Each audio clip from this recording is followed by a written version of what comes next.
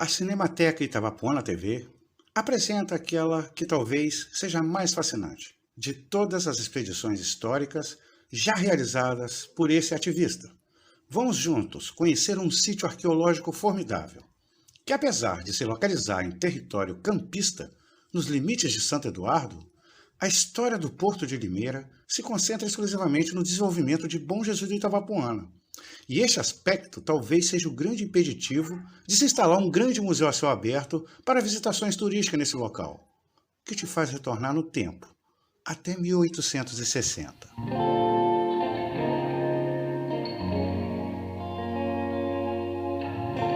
O sítio arqueológico de Limeira está distante a aproximadamente 30 quilômetros de Bom Jesus do Itabapoana, e o percurso de acesso se dá pela rodovia ES 297, que liga Bom Jesus do Norte até a BR-101, passando por Ponte do Itabapoana.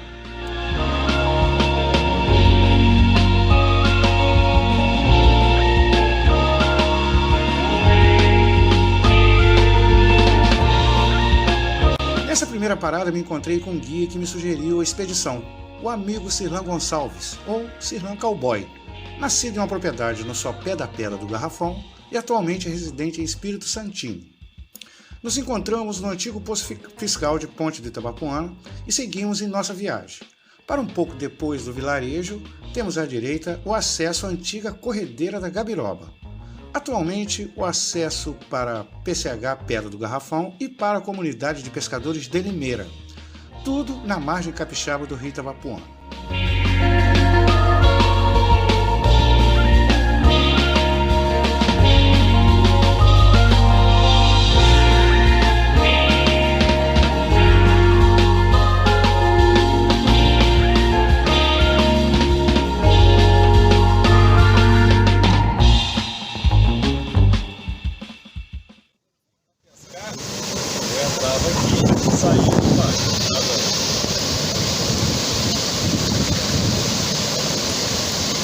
A casa de força está quantos metros aqui?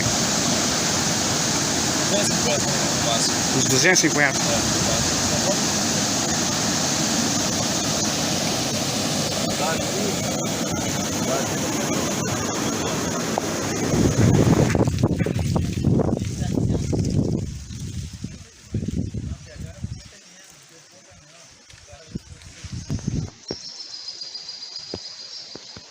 Ô Tânia, eu vim cá com ele, que ele tá querendo ir ali embaixo do paredão, tirar umas fotos lá. Chegando no local que esperávamos ter condições de travessia a pé por um braço estreito do rio Itabapoana, nos deparamos com um rio bem cheio, o que nos levou a procurar por um pescador na vila de Limeira para nos conduzir de bote ou lancha a motor até as ruínas.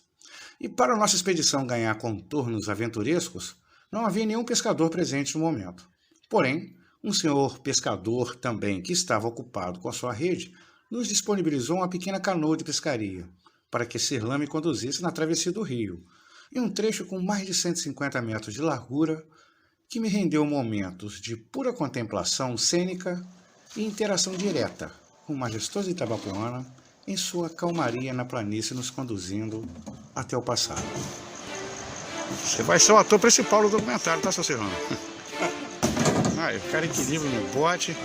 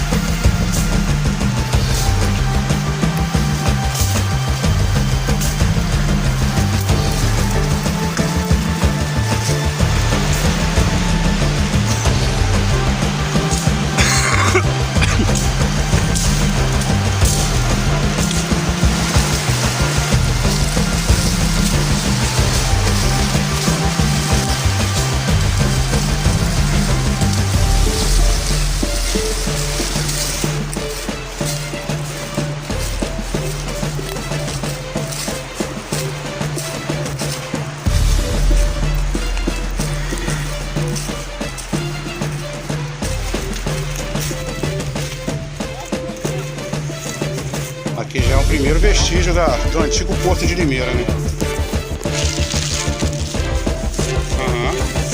Tem o caminho de pedra aqui, ó.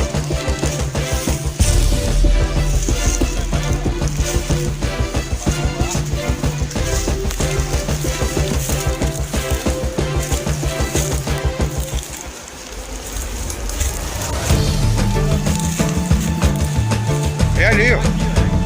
Eu já tô vendo já um pedaço dele.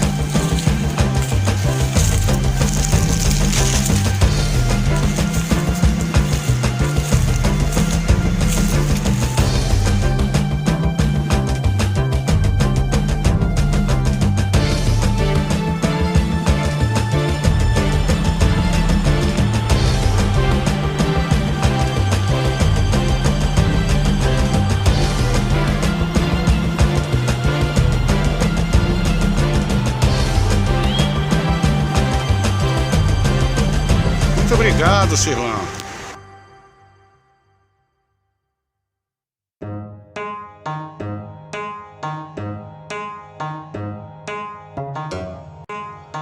É indescritível a sensação que me causou mediante a mais antiga ruína dos primórdios bonjesuense.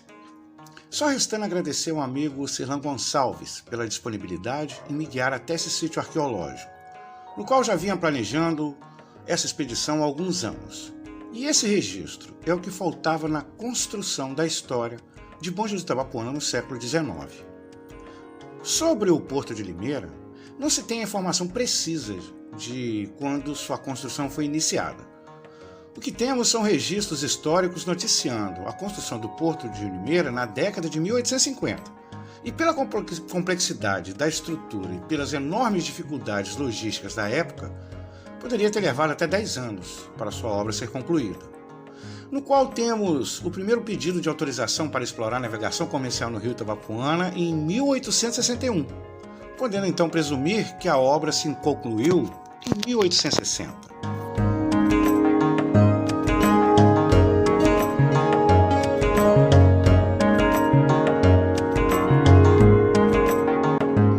A autorização de exploração de navegação por cabotagem doméstica no rio Itabapoana só foi consumada em maio de 1864, pois o grande entrave do processo estava nas condições precárias da estrada que ligava a Vila de Limeira, do Itabapoana, até Barra do Pirapitinga, que somente depois de investidas melhorias nesta rota dos tropeiros é que o governo imperial concedeu autorização aos sócios, comendador Carlos Pinto de Figueiredo, filho mais velho do alferes Francisco da Silva Pinto, o fundador de Bom Jesus do Itabapoana, e o major Eduardo Joaquim Pereira de Oliveira, com o processo tramitando na província de Minas Gerais que mediou os interesses das províncias do Rio de Janeiro e do Espírito Santo.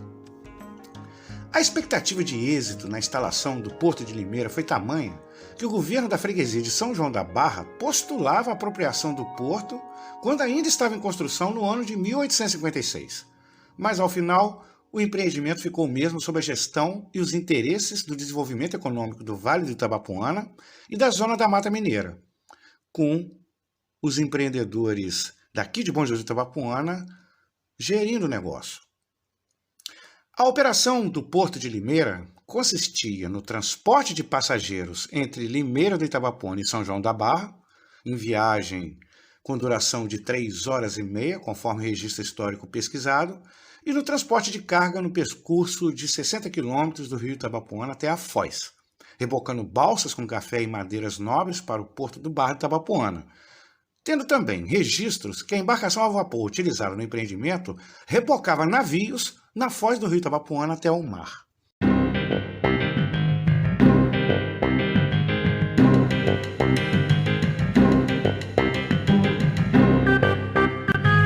O Porto de Limeira foi preponderante no desenvolvimento econômico de Bom Jesus do Itabapoana nas décadas de 1860 a 1880, tendo registros históricos que narram o primeiro piano que chegou em Rosal, por volta de 1865, que veio da capital da província do Rio de Janeiro até o Porto de Limeira, sendo conduzido por carro de boi até a Barra do Pirapitinga e de lá, levado pelas mãos dos escravos, por não haver estrada aberta a partir do citado vilarejo, bem como Delton de Matos narra que o casarão da Serra do Tardenho foi edificado em 1885 com pedras e usado como argamassa o óleo de baleia vindo do Porto de Limeira.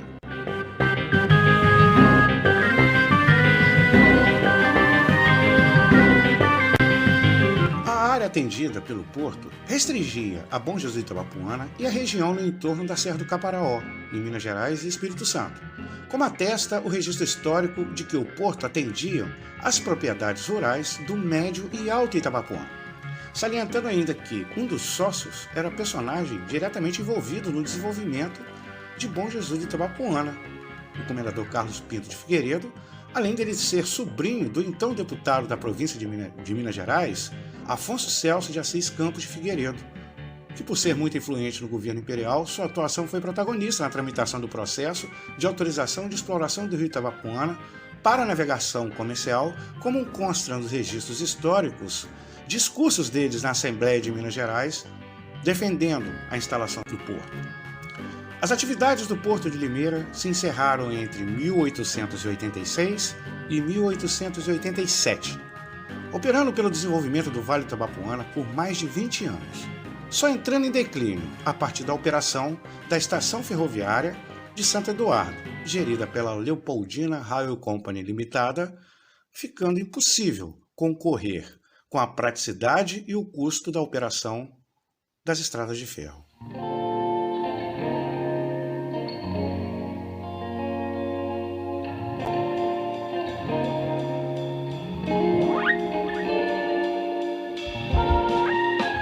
Observem que o Porto de Limeira teve sua obra iniciada na década de 1850, podendo ser na primeira metade, exatamente no mesmo período em que o alferes Francisco da Silva Pinto e demais desbravadores mineiros edificaram os primeiros imóveis de alvenaria e a primeira capela no Arraial do Senhor Bom Jesus.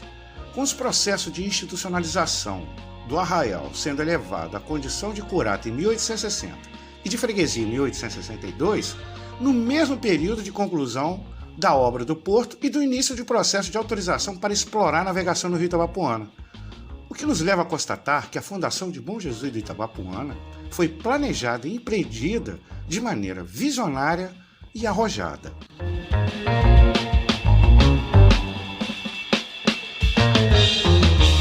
Em 1864, já éramos freguesia, já tínhamos um porto de navegação comercial, seja para carga ou passageiros, enquanto Itapirunda ainda se resumia no povoamento restrito da Fazenda Porto Alegre. Não existia um arraial em Itapiruna ainda, e Bom Jesus já tinha freguesia e paróquia constituída, produção de café e madeira em larga escala e a logística do porto.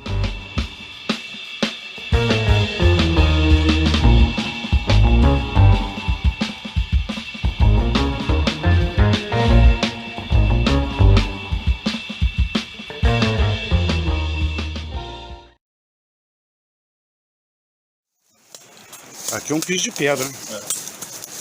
Direto. Todo dentro.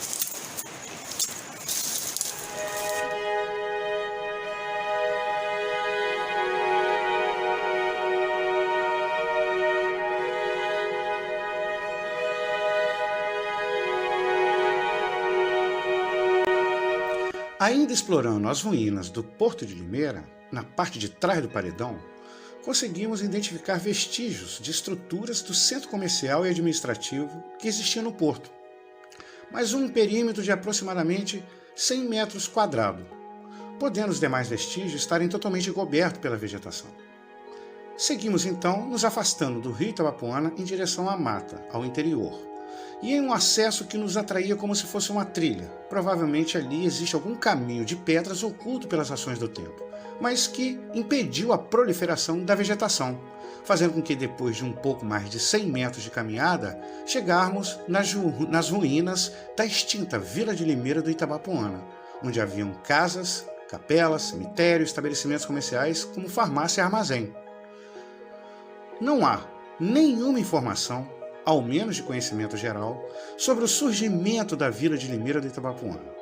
Não se sabe qual ou quais famílias que desbravaram e edificaram o povoado, podendo ser remanescentes da grande fazenda Muribeca, que se localizava abaixo da região de Limeira, e que ao menos até 1815 era a única referência de empreendimento nesta região, ou mesmo pessoas levadas pelo comendador Carlos Pinto de Figueiredo, visando o povoamento local onde futuramente ele empreenderia no porto.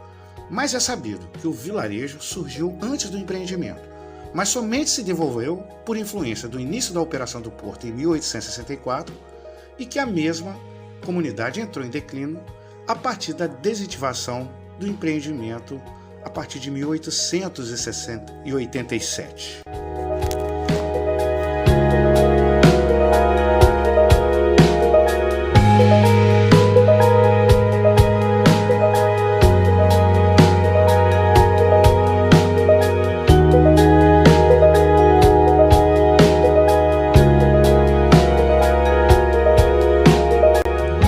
Para compreendermos melhor a história e dissiparmos qualquer dúvida, é importante retornarmos no tempo, mais precisamente no século XVI, no ano de 1545, quando o capitão de armada Pero de Góes iniciou o desbravamento da capitania de São Tomé, que compreendia uma gigantesca área que iniciava do rio Macaé até o rio Benevente, ou rio Jeritiguibá, em Anchieta, no Espírito Santo.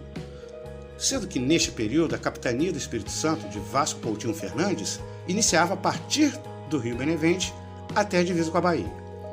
No sentido oposto do oceano, o território da capitania São Tomé adentrava no interior até a nossa região noroeste fluminense, sendo que Pero de Góes iniciou seu desbravamento pelo rio Itabapoana, na época identificado como Rio Managé, e subiu 10 léguas pelo rio e por terra até chegar na primeira cachoeira com queda de 60 palmos, aproximadamente 12 metros de altura, e nela instalou um engenho hidráulico. No caso, a extinta Cachoeira das Garças, onde hoje está a barragem da PCH Pedra do Garrafão, um pouco acima das corredeiras da Gabiroba, que fica uns 3 quilômetros acima da vila de Limeira do Itabapoana.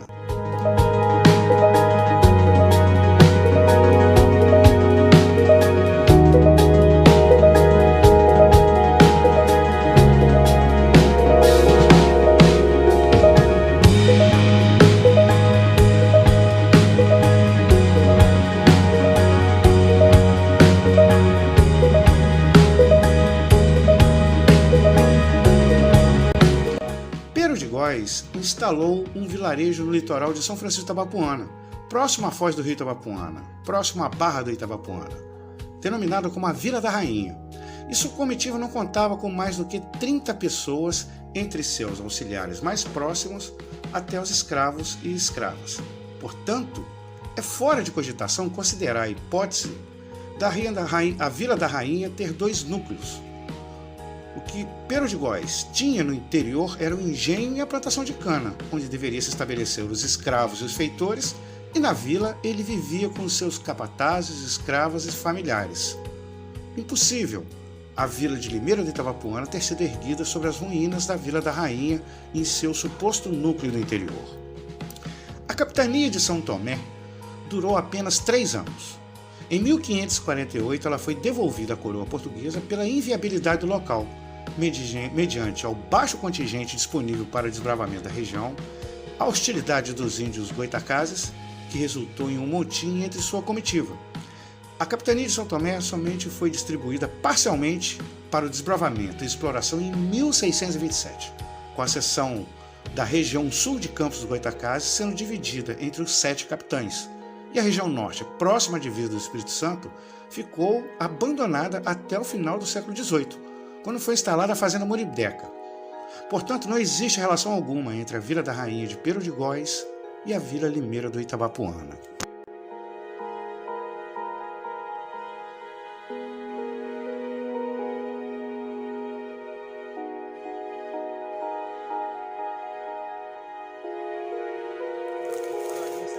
Tem, isso aqui é base bem definida. Ó, aqui vem aqui, ó. Aqui era um corredor, ó. Aqui era um cômodo, ó. Aqui fica uma calçada.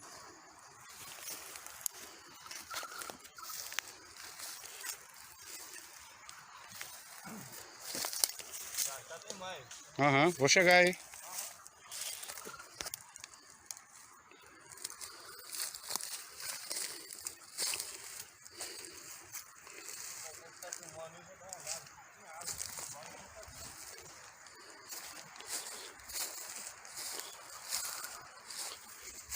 Aham, aqui tem uma curva. Ó. Aqui, ó. Aqui você vê nitidamente a curva. Ó, mostra aqui.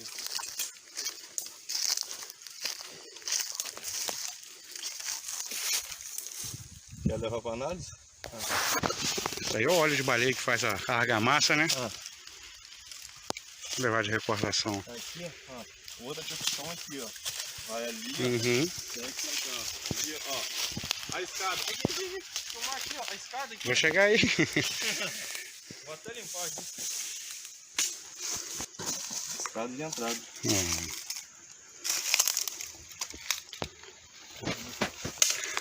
Essa área aqui tinha uma promessa da primeira concessionária que operou a PCH Garrafão. Hoje já está na 4ª concessionária. Mas o projeto que foi aprovado, independente de qual concessionária assumir, ela tem que assumir esse projeto, essa contrapartida.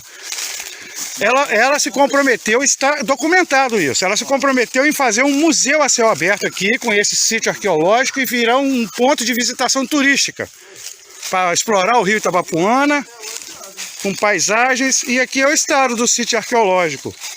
Parece que a concessionária está querendo que ela desapareça, propositalmente, e bem como também cabe cobrar das autoridades de Campos dos Goitacazes, porque aqui é território de Campos, né? E o setor acadêmico e historiográfico de Campos tem ciência disso aqui. Isso aqui foi notícia na época da construção da PCH Garrafão.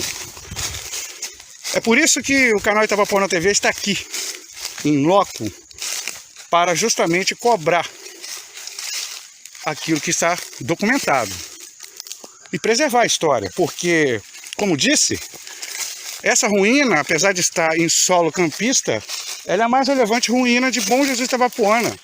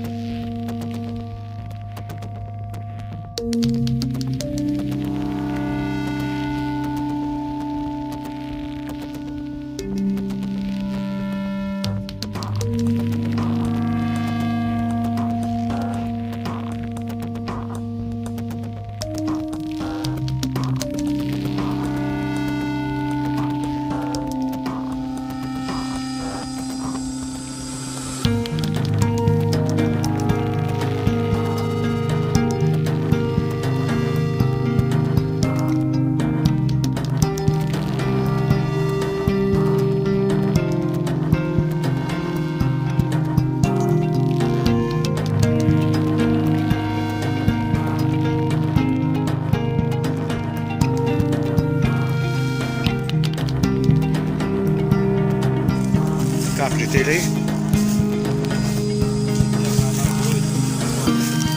Entranhado, né? Aí. A telha é canal. Uma pedra aqui que pode ser uma outra no início de base, ó.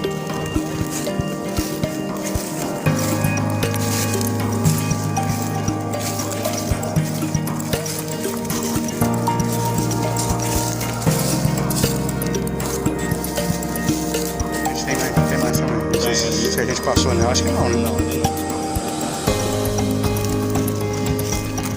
Eu já perdi até o sentido de onde a gente veio.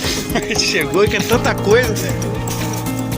Não, a gente tem o sentido da montanha aqui. A gente volta em direção ao Eucalipto e a gente pega a estrada. É, realmente, isso aqui não filmou, não.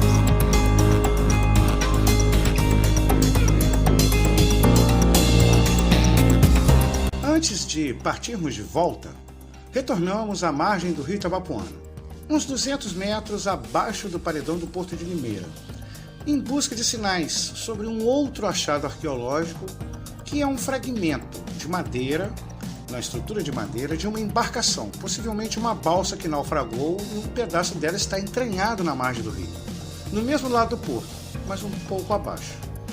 Mas somente só é possível avistar esse achado quando o rio Itabapoana está bem baixo. No dia 27 de março, ele estava bem cheio. Isso quer dizer que teremos que retornar mais adiante. No entanto, encontramos em um banco de areia, nesse local, um pedaço de prancha de madeira, com todas as características de ser um achado, pela espessura da peça única e por ter sido talhado à mão, podendo ser um fragmento dessa parte da embarcação que está entranhada na margem do rio, podendo ser um pouco acima de onde encontramos essa peça de madeira. Ficou aqui a indagação.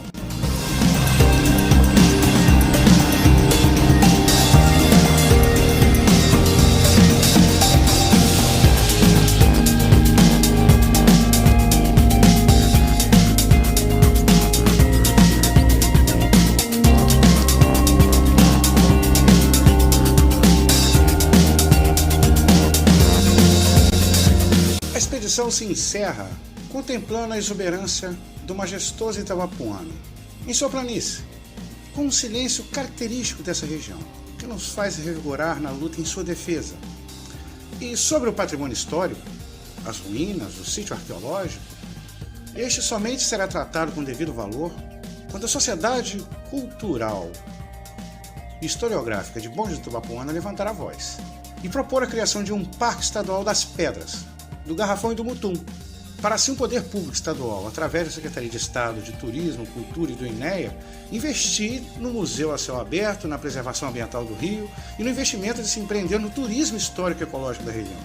Pois nenhuma voz de Santo Eduardo ou Campos dos Goitacazes se levantará pela revitalização desse sítio arqueológico. Eles somente se interessam na preservação do passado, da história deles, da terra deles. E esse sítio arqueológico está indiscutivelmente e diretamente vinculado ao passado histórico dos primórdios de Bom Jesus do Itabapoana. Por isso que somos nós que temos lutar por ele.